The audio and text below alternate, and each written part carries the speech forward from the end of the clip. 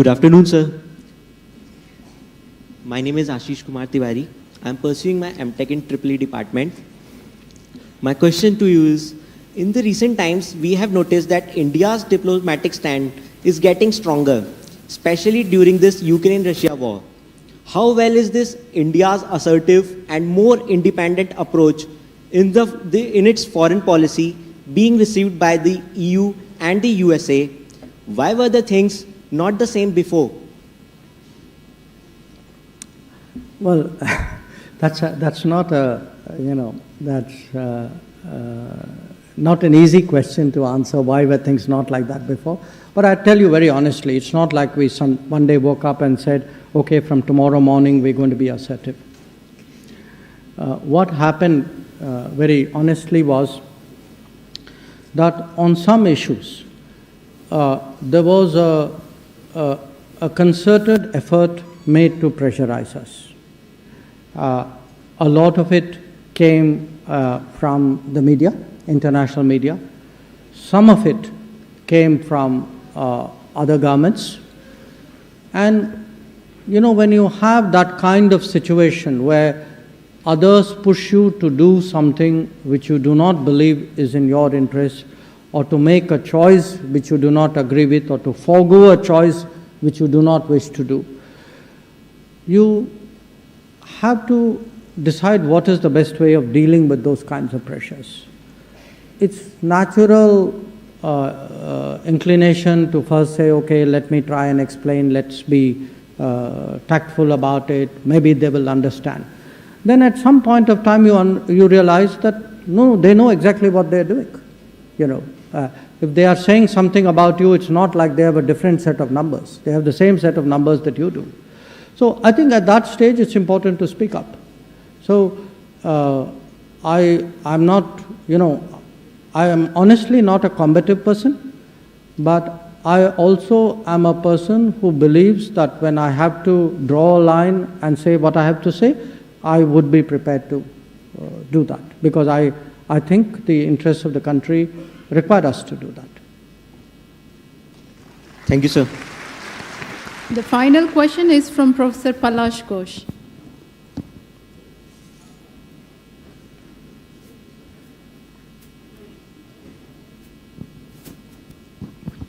Good afternoon, sir. I am Dr. Palash Ghosh, Assistant Professor, Department of Mathematics. So as a External Affairs Minister, you have to answer a lot of difficult questions. Like I'm doing now. On the spot. And some of the questions are very sensitive in nature, considering the geopolitical issues and all those things. And each of your words can be interpreted differently by national and international media. So how do you prepare yourself mentally before going to a press conference?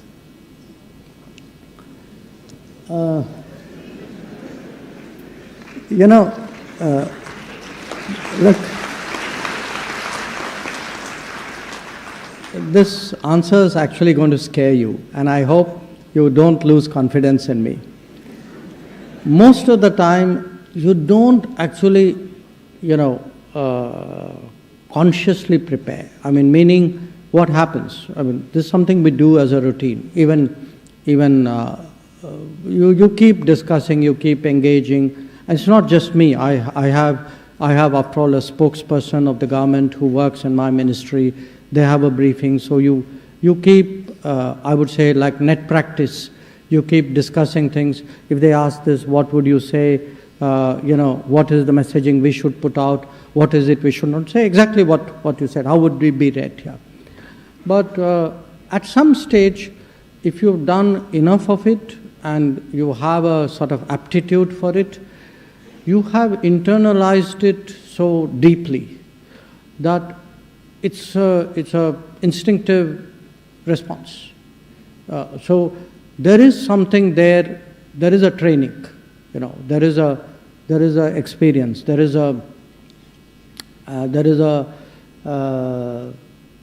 something, you know, which is, you know, at the end of the day, the body is such a great machine that maybe it's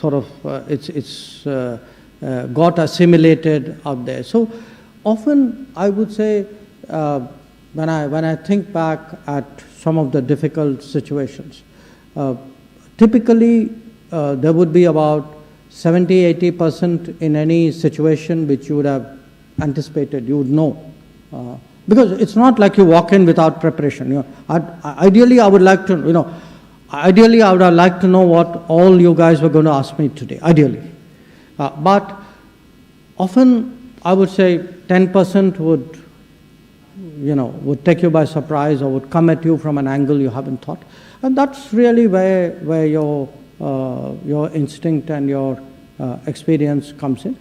And by the way, I'd be honest, and sometimes you make mistakes. That is also, in diplomacy, I'm not talking about, it doesn't have to be me personally, but, important people sometimes don't say the right things or don't pick the right words, and it can have consequences too. That does happen. So your question is completely legitimate. So I hope that now that you've planted that thought in my mind, it doesn't make me nervous the next time I go to a press conference, but I would still go with my instinct. So thank you. Thank you so much. India has a large number of talented and skilled youths. As we can see, our tech graduates are running the top tech giants in the world like Google, Microsoft, etc.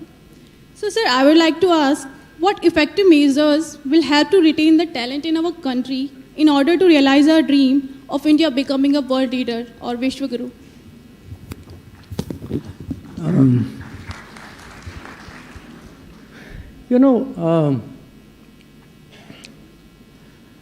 I think in my remarks I shared with some of you that when I travel around the world and look at the progress of other countries, it hurts me sometimes when I say, why isn't this happening in my own? And today, quite honestly, I feel much better because I think a lot of changes are happening in my own.